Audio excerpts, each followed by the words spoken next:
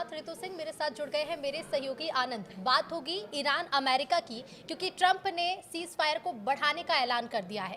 दूसरी तरफ ईरान की तरफ से हमले भी जारी हैं और स्ट्रेट ऑफ हॉर्मुज पर भी तनाव बढ़ता जा रहा है। ताज़ा अपडेट क्या है, सबसे पहले वो जान लेते हैं। बिल्कुल, देखिए स्टेट ऑफ हॉर्मुज में फिर से तनाव बढ़ चुका है, क्योंकि सीज फायर का जैसे ही ट्रंप का बयान आता है कि सीज फायर का ऐलान करके यानी कि उसकी टाइम बढ़ाते हैं, उसके बाद स्टेट ऑफ हॉर्मुज में जो एक्शन ईरान का पहले था उससे अब कई गुना बढ़ चुका है। इसलिए क्योंकि वहाँ से जो भी जहाज़ें गुजर रही हैं उस पर एक तरीके से आईआरजीसी का हमला हो रहा है, फायरिंग हो रहा है। और ये कारण सिर्फ और सिर्फ इसलिए है क्योंकि स्टेट ऑफ हॉर्मुज बंद है।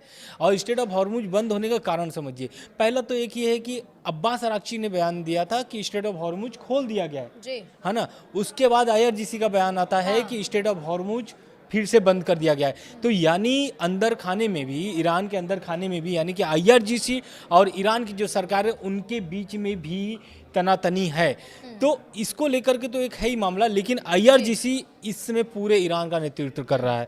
इससे ये जाहिर समझ में आ रहा है, क्योंकि वहाँ पर अब्बास अराक्ची का भी बात मानी नहीं जा रही है। और यही कारण है कि आज जो हमला हुआ है वो ये हुआ है कि ओमान के नज़दीक एक कंटेनर जहाज पर हमले की खबर सामने आई है।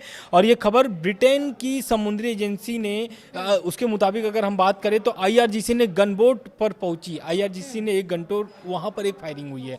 और अगर हम इस घटना को पूरी तरीके से बताएं तो यूके मैरीटाइम ट्रेड ऑपरेशन ने बताया कि ओमान के पास एक जहाज से जुड़ी एक घटना सामने आई है, यानी रिपोर्ट मिली है। इस घटना में ओमान के उत्तरी पूर्व में करीब 15 समुद्री मील की दूर पर हुई है।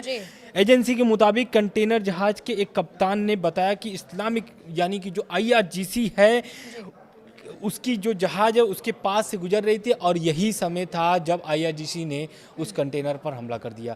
तो आप समझिए कि कोई भी जहाज गुजरने नहीं दिया जा रहा आईआरजीसी की तरफ से। साथ ही साथ जो टोल वाली बात थी तो उसको लेकर के नाकेबंदी की बात कही जा रही थी कि अब जो ईरान ने दो टूक कह दिया कि ब्लॉकेड हटाओ, उसके बाद ही किसी तरह का समझौता और बातचीत शुरू। बिल्कुल। और ये ब्लॉकेड क्या है?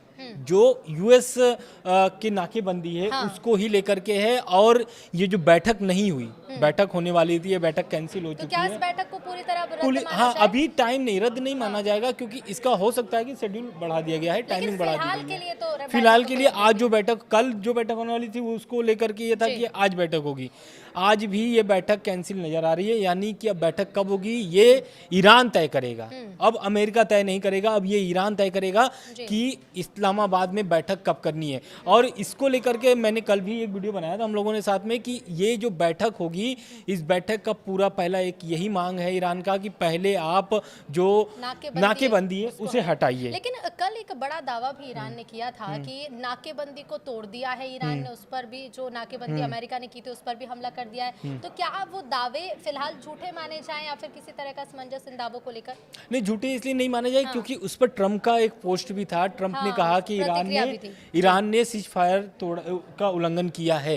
तो कहीं ना कहीं वो खबरें सही थी, और खास करके ईरान ने दावा किया है ये। और उस पर ट्रंप का पोस्ट आता है। ट्रंप जो है कि उस पर कोई भी ऐसा मतलब विस्तार से जानकारी नहीं देते। लेकिन उससे ये अंदाजा लगाया जा सकता है कि वो जो पोस्ट था उसी के ही संबंध में था। बिल्कुल।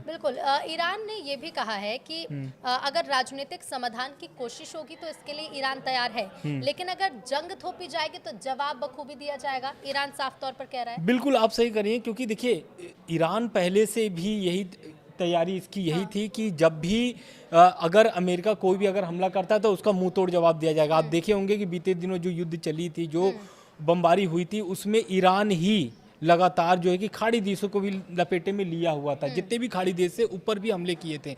तो अब इसका ये मतलब निकलता है कि जो अब ये अगर अमेरिका की तरफ से कोई भी अगर एक गलती की जाती है तो उसका पूरा भुगतान मिडिल ईस्ट को यानी कि खाड़ी देशों को तो करना ही पड़ेगा, साथ में इजराइल को भी। इजराइल पर लगातार हमले किए जा रहे थे ईरान की तरफ से। बिल्कुल। और क्योंकि ट्रंप के जितने भी बयान अब तक सामने आए हैं, ये बयान काफी महत्व रखते हैं। अब ट्रंप ये कह रहे हैं कि ईरान खुद नहीं चाहता कि स्ट्रेट ऑफ हॉर्मुज बंद रहे, ईरान चाहता है वो खुला रहे, क्योंकि अगर वो बंद रहता है तो ऐसे में ईरान को आर्थिक नुकसान झेलना पड़ेगा। बिल्कुल, क्योंकि देखिए वो खबर को हम अगर जोड़ा जाए तो जो अभी कार्गो विमान उनके जब्त किए गए हैं उसके संबंध में बात बात, क्योंकि उसी संबंध में ट्रंप ने एक पोस्ट किया था, उसमें ये बताया था कि $500 मिलियन का नुकसान प्रतिदिन ईरान को हो रहे हैं।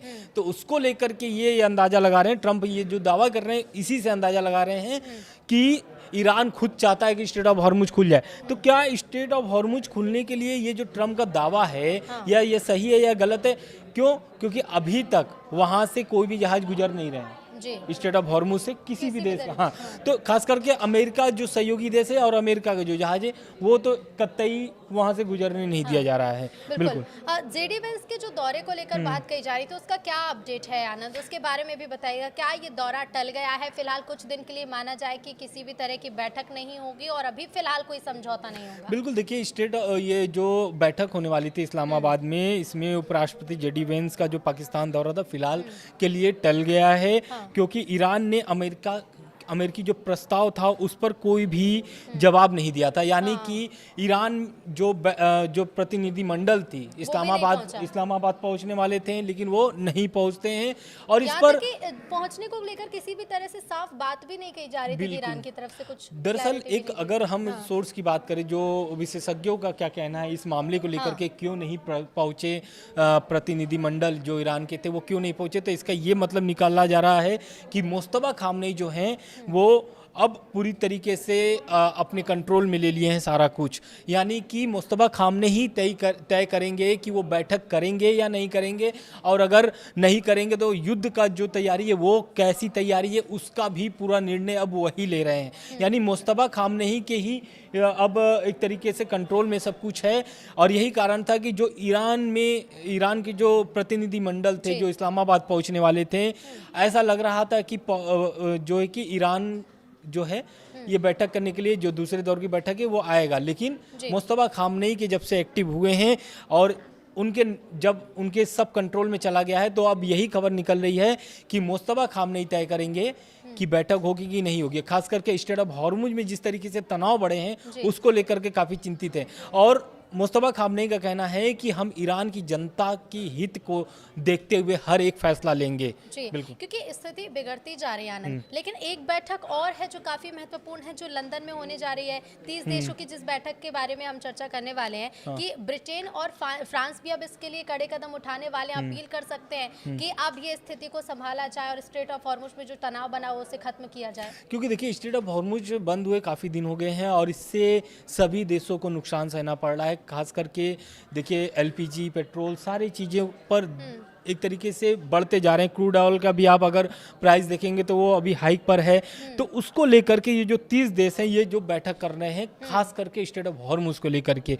और स्ट्रेट ऑफ हॉर्मुज को लेकर के ईरान क्या सोचता है, तो ईरान का पहले यही है कि हम बैठक तो जरूर करेंगे, डील भी करेंगे अमेरिका से, लेकिन स्ट्रेट ऑफ हॉर्मुज पे अंतर्राष्ट्रीय कानून बनेगा जिसके तहत हम सभी देशों से यानी कि सभी जहाज़ों से टोल वसूल सकें। और यही कारण है कि अब जो देश हैं वो बैठक कर रहे हैं लंदन में। और इस बैठक में वर्चुअली लगभग 51 देश जो है इसमें शामिल होने की संभावनाएं जा रही है। यानी कि बैठक कर सकते हैं। और ख़ास करके स्ट्रेट ऑफ हॉर्मुज जो बंद हुआ है उससे खोलने के लिए क्या रणनीति बनती है अब इस बैठक में तय किया जाएगा। एक आखिरी सवाल ये भी रहेगा कि यूएन में भारी हंगामा ईरान की तरफ से किया गया और कहा गया है कि जो अमेरिकी कार्रवाई है वो कार्रवाई नहीं है बल्कि वो समुद्री डकैती है। हाँ, वही जो कार्गो विमान उनके जो कब्जे में लिया गया है और अभी भी, और कार्गो विमान के साथ साथ उसमें ईरानी जनता भी थे।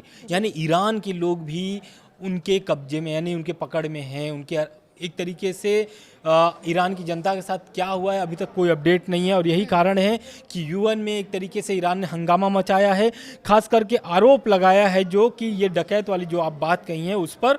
और जो $500 मिलियन का जो नुकसान का दावा कर रहे थे ट्रंप, उसको लेकर के भी एक तरीके से कड़ी निंदा ईरान ने किया है। अब देखना यही होगा क्योंकि दोनों देश अपने अपने दावे कर रहे हैं, एक दूसरे पर आरोप भी लगा रहे हैं और साख की लड़ाई जिसे हम कहते हैं ना। और यूएन में एक शर्त भी रखा है, मांग भी रखा है ईरान ने कि जो जहाज उनके कब्जे में है उसे तुरंत छोड़ दिया जाए और जो चालक दल है उन्हें भी तुरंत रिहा किया जाए। बिल्कुल, जब देखना होगा कि इन मांगों पर क्या विचार किया जाएगा। फिलहाल इस्लामाबाद की बैठक को लेकर तो कोई अपडेट सामने नहीं आया, लेकिन लंदन में होने वाली बैठक में क्या फैसला लिया जाएगा इस पर सबकी नजरें होंगी। बहुत शुक्रिया आनंद आपका जुड़ने के लिए। नमस्कार।